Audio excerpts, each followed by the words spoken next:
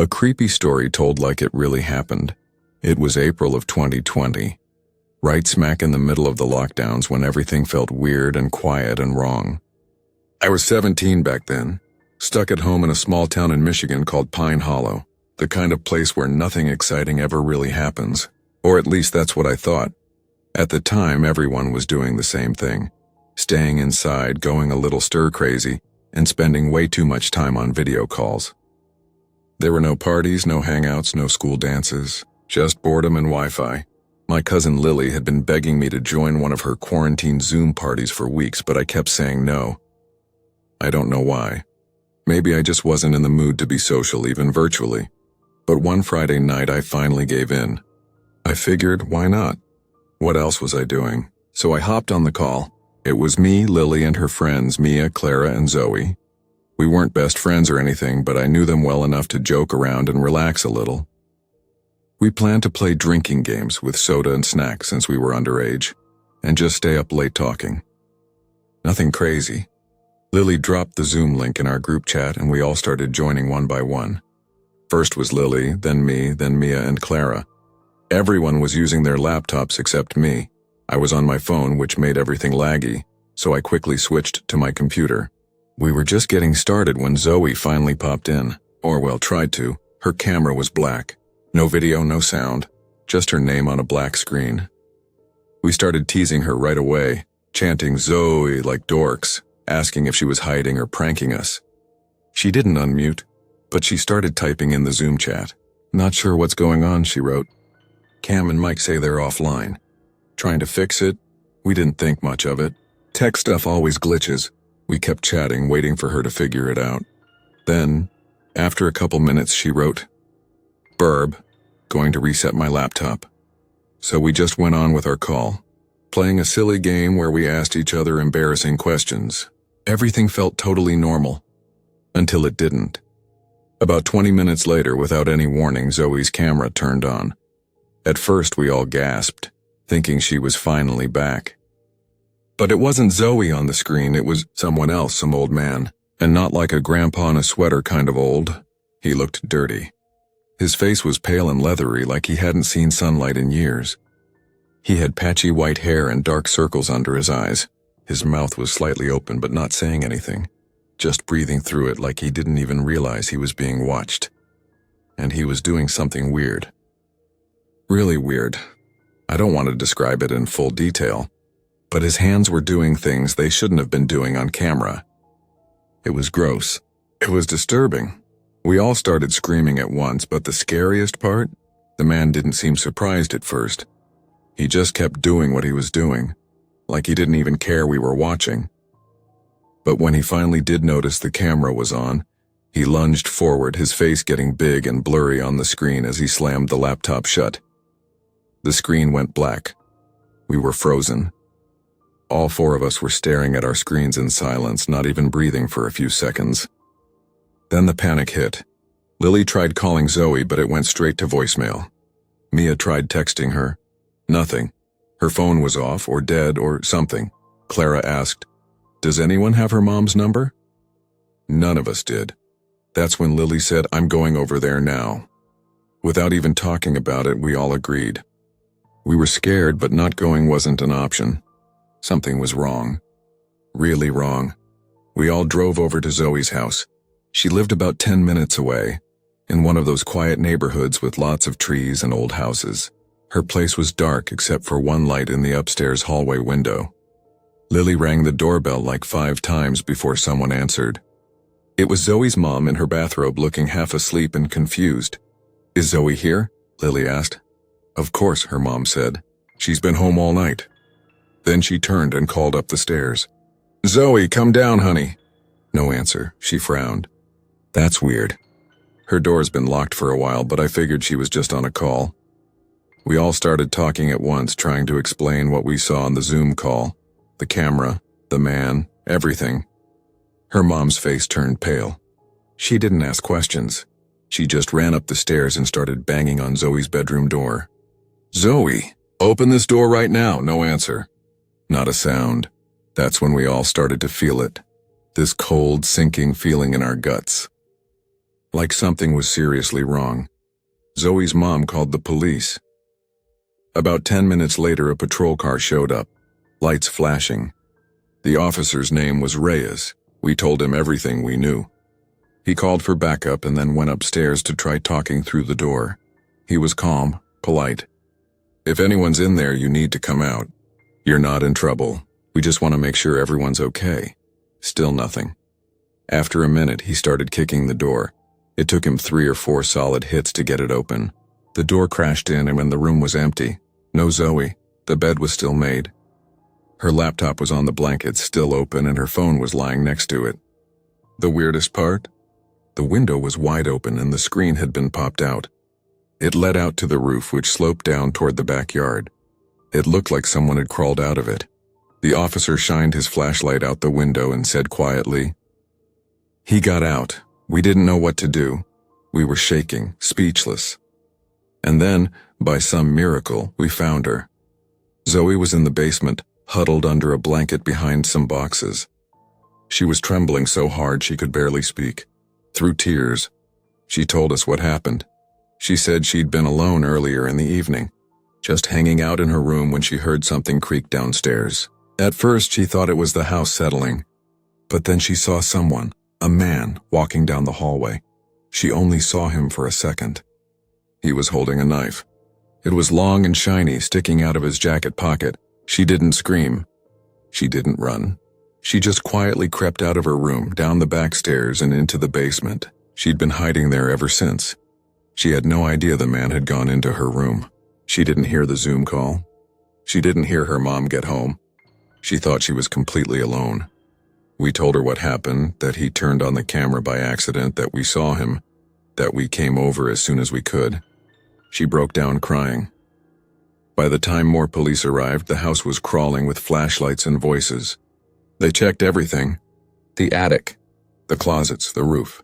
But the man was gone. No one saw him leave. No neighbors heard anything. They think he broke in through the back door. The lock was scratched and broken. But why he turned on the laptop or even knew about the Zoom call, no one could say. The police shared a description of the man with the local news. Said people should keep their windows locked. Be careful. Watch for anything strange. But they never caught him. To this day, Zoe doesn't like to talk about it. None of us do. She got a new room, moved downstairs. Her mom put in an alarm system, cameras, the works, and me. I haven't used Zoom since. It's weird to think about, but sometimes I wonder, if that camera hadn't turned on by accident, would we have ever known? Would anyone have gotten there in time?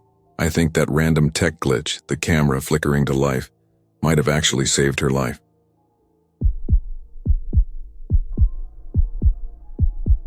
Okay, so this happened back in October 2022.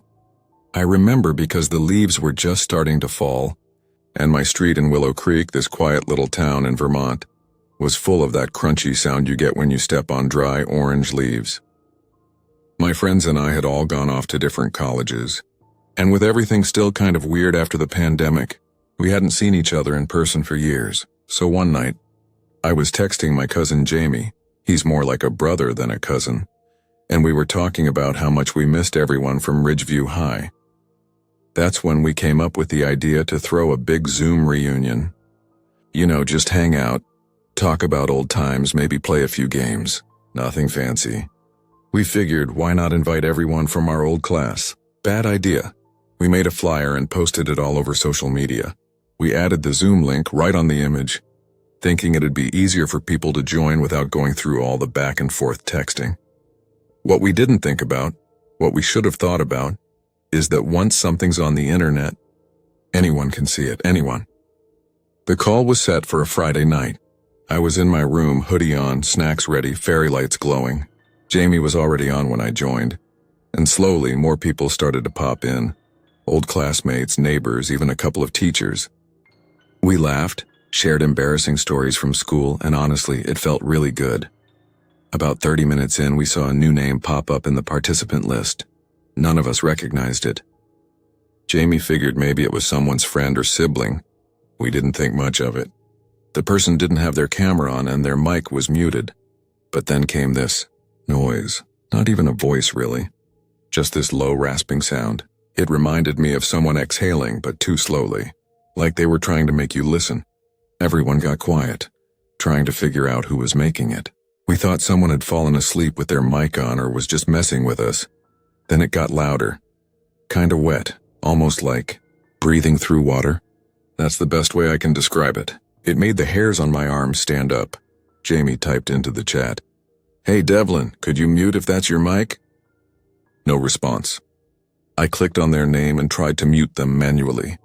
But right before I did, the sound stopped. Gone. The room stayed quiet for a second too long, like everyone was waiting for something else to happen. I cracked a joke to break the tension and things picked up again. For a while it felt normal again. Until I got kicked out of the call, it wasn't like my Wi-Fi died or anything. My internet was totally fine. Everything else on my computer was working. It was just the Zoom meeting that closed out like someone had slammed the door in my face. I rejoined right away, but the vibe had changed. Jamie looked tense. A few people had left, and on the screen, someone, Devlin, was now sharing a video. It was just a tunnel, a long black tunnel with no lights. You couldn't see the end of it. The camera didn't move. It just sat there staring into the darkness. A strange humming sound played over it. Low, rhythmic, not quite music, but almost like a chant with no words. It looped every minute or so like someone had set it on repeat. I tried to stop the screen share, but I couldn't. Somehow, Devlin66 had become the host. Jamie messaged me privately. I don't know how that happened. I never made them host, no one had. And yet there they were, in control. People started leaving. Some were joking nervously, others just bailed without a word. I should have left too, but I didn't. After about 5 minutes of the tunnel video, the screen suddenly went black. No video, no sound. Then a voice came through, not a normal voice. It was glitchy, like an old cassette tape warping. But there were words. I heard them clear as day. Your sister, Lila, completed the offering. You can join her. It's not too late, my chest tightened. I felt sick. Lila was my sister. She died when we were babies. I never met her. We were twins. She died before we were born. Stillborn. My parents never talked about her unless I asked. It was always a sad topic, something they tiptoed around. I only knew her name because of this little wooden box in my mom's closet with a tiny bracelet inside. It said Lila in pink plastic letters. Only my parents and I knew about her. I hadn't told anyone. Not Jamie, not my closest friends. No one. So how the hell did this voice know? My mouth went dry. My heart was pounding so hard I could barely hear. I reached for the leave meeting button, but I couldn't move my hand. The voice spoke again. You've already opened the door. She's waiting. Then the screen flickered. For a split second, maybe less, I saw something in the tunnel. Something crawling. It was too far to make out. Just the shape of a person. But they weren't walking. They were dragging themselves forward, hands pulling. Legs limp behind them and their head was tilted. No, twisted almost completely sideways. That's when I managed to shut my laptop. I sat there for a while, just breathing, trying not to cry. I didn't even realize I was shaking until I spilled the glass of water on my desk. I didn't answer Jamie's messages that night. Or the next day. I didn't talk to anyone about what happened for weeks. The Zoom recording? Gone. It should have saved automatically, but it didn't. The chat logs? Blank. It was like the whole thing had been wiped clean, except for one thing. On my desktop, there was a single file I didn't recognize. No name, just a blank icon. When I tried to delete it, it wouldn't go away. When I finally opened it, it was just a black screen with white text. She's closer now. I turned off my computer. Haven't used that laptop since. You might think the story ends there, but it doesn't. Every now and then, usually when I'm about to fall asleep, I hear this soft, static noise. Like something playing in the background of silence. Sometimes I dream about the tunnel. I see Lila, I think. She doesn't look like a baby. She looks like me. But wrong. Her eyes are too wide. Her smile is too still. And she's always whispering something I can't quite understand except one word. Stay. I don't know what that Zoom call was. I don't know who Devlin66 really was or what they wanted. But I know this, some doors aren't meant to be opened. Some reunions shouldn't happen, and some names. You should never speak out loud. So this happened in October of 2022, back when my school in Cedar Hollow switched over to full online learning. It was around the time when everyone was still adjusting to the whole remote classroom thing. Instead of going to school, we had to do all our assignments on Google Classroom and log in to these Zoom meetings with our teachers. It was weird at first, but honestly, I didn't mind staying home in pajamas all day. Anyway, my name's Eli, and I was 14 at the time. I lived in a pretty quiet neighborhood on the edge of town. We had a decent house, nothing fancy, just your average one-story place with creaky floors and a backyard that backed up to a thick patch of woods. My older cousin Jonah, who was 22, had moved in with us for a while to help out around the house. My mom worked late shifts at the hospital, and my dad passed away a few years ago, so it was usually just me and Jonah in the evenings. One Friday night after finishing a boring English assignment, I hopped onto a group Zoom call with a couple of friends, Ryan, Ava, and Max. We chatted for a bit, catching up, then ended up switching over to Xbox so we could all play Modern Warfare together. Just a normal night of goofing around, eating snacks, and trying to outscore each other. My bedroom was dark except for the glow of the TV and a little nightlight shaped like a spaceship. I liked it better that way. I don't know why, just always found comfort in a bit of gloom. My room's not huge. Just a twin bed, a dresser, a closet, and my old TV set across from the bed. The carpet was soft but always seemed to collect crumbs no matter how often I vacuumed. I had a couple of posters on the wall, horror movie stuff, which now feels kind of ironic. Around 10:15 p.m., while we were mid-match, Ryan suddenly said, "Dude, what was that behind you?" I froze for a second. "What do you mean?" He paused, sounding unsure. "I don't know. I thought I saw something move, like a blur or shadow behind you. Might have just been the TV glare." I looked back. Nothing. My bed was right up against the wall, and the only thing back there was my pillow, which was now somehow on the floor. "Probably just fell," I said, more to myself than anyone else. I leaned down, grabbed it, and tossed it back on the bed. I didn't feel weird yet, just brushed it off. 10 minutes went by. We were halfway through another match, talking trash and laughing, when Ryan spoke up again. "No, seriously. Eli, something's behind you." It moved again.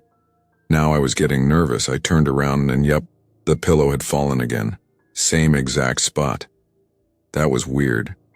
I had definitely put it in a place where it couldn't just slide off. Unless there was like an earthquake I didn't feel, that thing shouldn't have moved. I bent down to pick it up, and that's when I heard Ryan yell, "Look under your bed." I didn't even think. I dropped the pillow, hit the floor, and peeked under.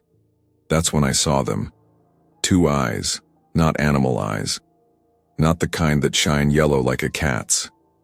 These were dull, glassy, and human, reflecting just enough light from the TV to be visible. They didn't blink, they just stared, and the worst part, they were only a few inches from my face. Before I could even scream, the person under my bed shot out like a spider. I screamed, shoved myself back, and swung blindly, and somehow landing a punch right to his nose. He grunted, stumbled, and fell on top of my bed. I got a good look at him then. He was tall, probably over 6'2", and horribly thin, like he hadn't eaten in weeks. His clothes were baggy and stained, and his hair was long, stringy and matted like he hadn't washed it in a year. He had this patchy beard, grayish skin, and a nose now gushing blood. He looked straight at me and hissed something.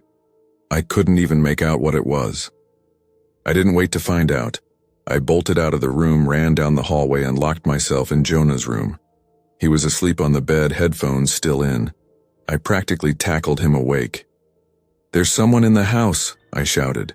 He jolted up, dazed. "What?" "There's a man in my room, under my bed. He tried to grab me. Call the cops." It took him a second, but when he saw the look on my face and the blood smears on my shirt, he grabbed his phone and dialed 911. Meanwhile, I heard heavy footsteps stomping through the house, slow and uneven, like he was dragging one foot. Then, silence. For a moment, I thought maybe he'd run. Maybe he escaped through a window. Then the doorknob rattled, and he giggled. No knocking, no pounding, just a soft, awful laugh. The kind that sounds like it doesn't belong in a grown man's throat. I swear it sounded like a little kid imitating a cartoon villain. I looked down at the gap under the door. And there he was, standing right outside. His bare, filthy feet were inches from the crack. He must have crouched because a second later, one bloodshot eye peeked through the gap, locking onto mine.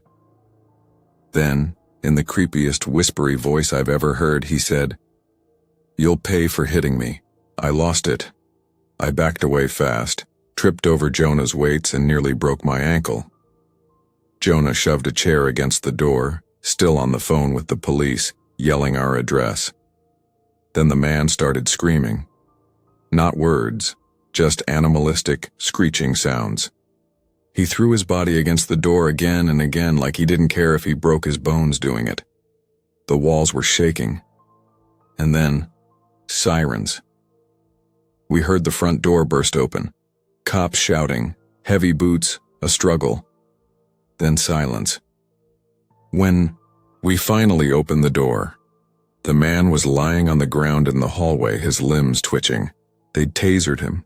2 officers cuffed him while a third questioned me and Jonah. That's when it got even worse. While searching the house, they found that the man had come in through the office window, which we usually kept shut, but apparently the lock was broken. Under my bed, they found a small axe, a cordless drill, and a folded-up tarp. They ran a background check, but the guy didn't have any ID. No fingerprints in any system. No missing person report. He didn't exist. Later that week, police told us the man finally said where he'd been staying. He just smiled and told them, "I live in the woods." So they searched the woods behind our house, way deep in one where no trails went. They found a makeshift shack, built out of rotting plywood and rusty nails. Inside were empty food cans, torn blankets, and a pile of trash. But worst of all, they found pictures of me. One was of me asleep in bed, taken through a crack in the doorway. The other was of me eating dinner, taken from outside the kitchen window. To this day, no one knows how long he was watching us. They took him to a mental hospital. And though the cops say he's locked up tight, I still sleep with the lights on. I check under my bed every single night. Sometimes, when it's really quiet, I swear I can hear that giggle again. Faint, almost imagined. But not quite.